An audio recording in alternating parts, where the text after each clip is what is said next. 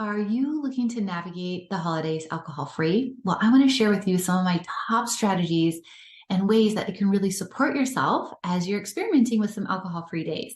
Now, whether you've been alcohol free for a while, or maybe these are some of your first days, these tactics and tips can be really, really helpful for any event we're getting ready to do, but specifically as we're starting to navigate alcohol free experiences. So I broke this down into before the event, during, and after. Just a little something to think about and some strategies that have supported me and so many of my clients as we're doing this work.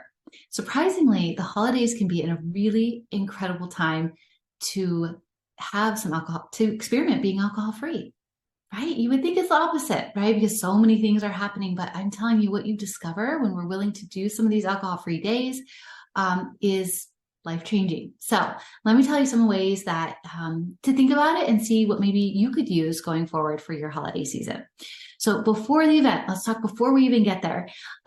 What I love to do, right, is to kind of shift my perspective. So often, I don't know for you, but for me, gosh, the layers of expectations that I feel for myself, for the event, can get really heavy, right? What it should look like, what it should be, how everyone should feel, what the gifts, right? All the pressures that can come around with this type of with the holiday season.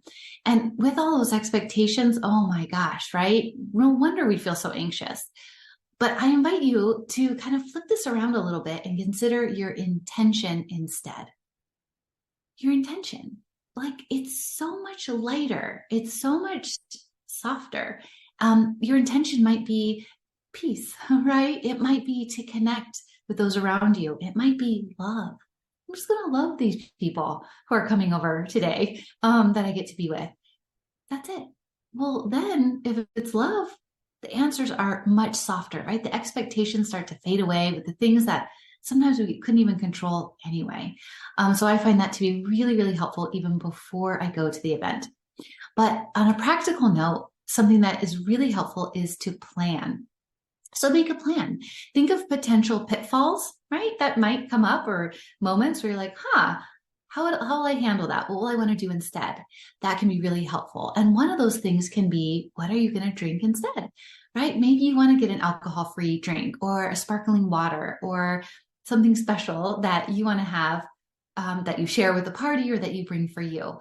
That can be so, so helpful, because what's interesting is once you have a drink in your hand, it's surprising that most people don't continue to ask. So that can be really just good to know, right? But the other thing you want to think about is what you're going to say. So if you want to, it's totally up to you. Maybe you just keep it, you don't need to say or announce anything, right?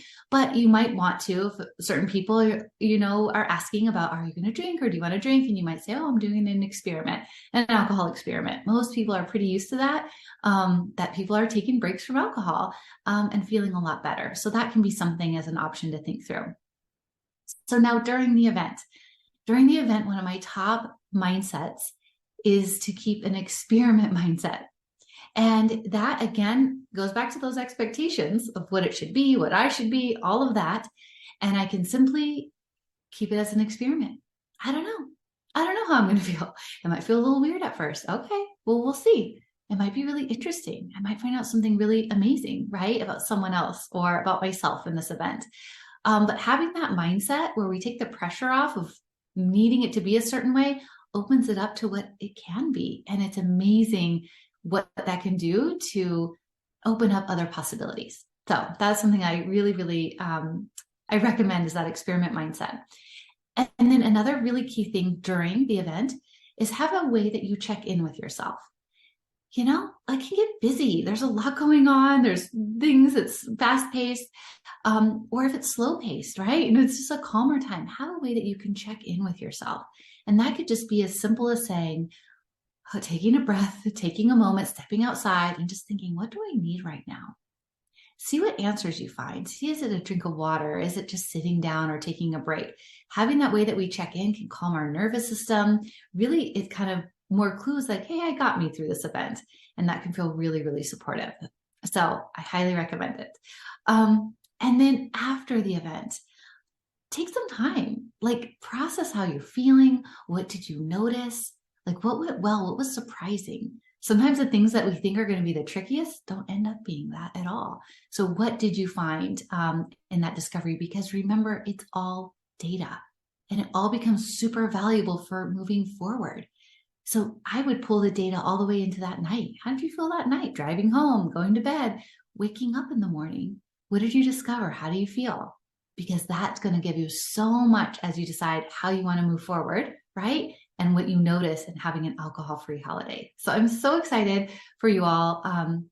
See if you want to try some of these out and what you discover. Keep me posted in the comments. I'd love to hear and hope you have a beautiful holiday season.